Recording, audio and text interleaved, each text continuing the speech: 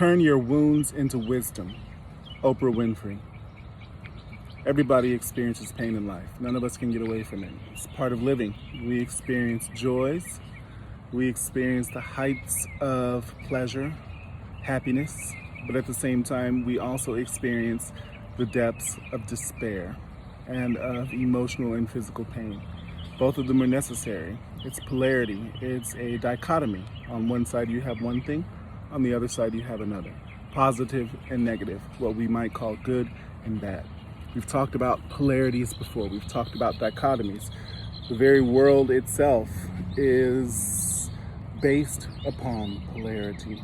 That's one of the aspects of the world that's very real. And we can't get away from it. People can't get away from it.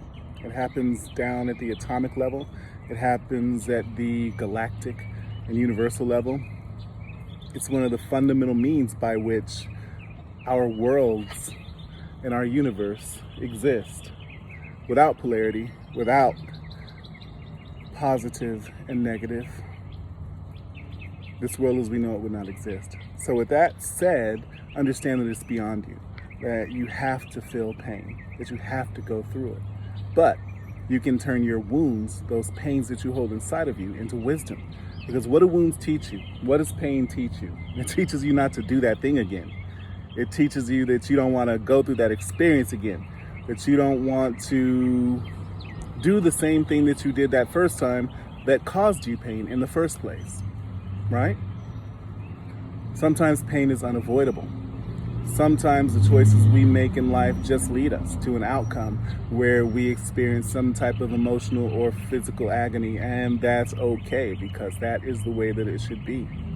When we experience things like that, we have to accept them, because it's when we don't accept them, when we rail against the pain, when we deny the pain, when we try to suppress it and not deal with it, that's when it begins to infect and infest our entire life. When you sublimate anything that you don't want to think about, that you don't want to talk about, you push it down into your subconscious state. No, I don't want to talk about that right now. I don't want to think about that right now. That thing does not disappear.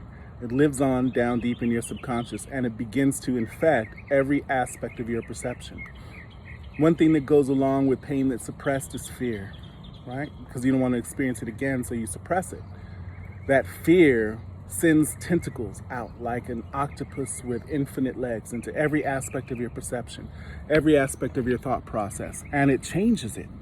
That fear begins to help you decide everything. You know, where to go to eat, how to respond to a question or a statement, whether or not to take this chance or that chance, whether or not to love that person or not love that person, whether or not to go with that friend, whether or not to take that job. Fear is the mind killer, a great man once said. Another quote, Frank Herbert from the Dune books. So yeah, if you can get through the fear that comes with pain suppressed, then you can turn your wound into wisdom. You can speak on it and share it with others and speak from a place of knowledge. Hey, don't do that. Don't act that way. Go ahead and process it. Accept what happened. Integrate it into your mindset, your thought processes, into who you are. And release that fear, because that fear will have you living a life full of regret from not doing the things that you wanted to do, that you knew you should do, that kept you from being the one in your life for yourself and your family, which is the goal, right?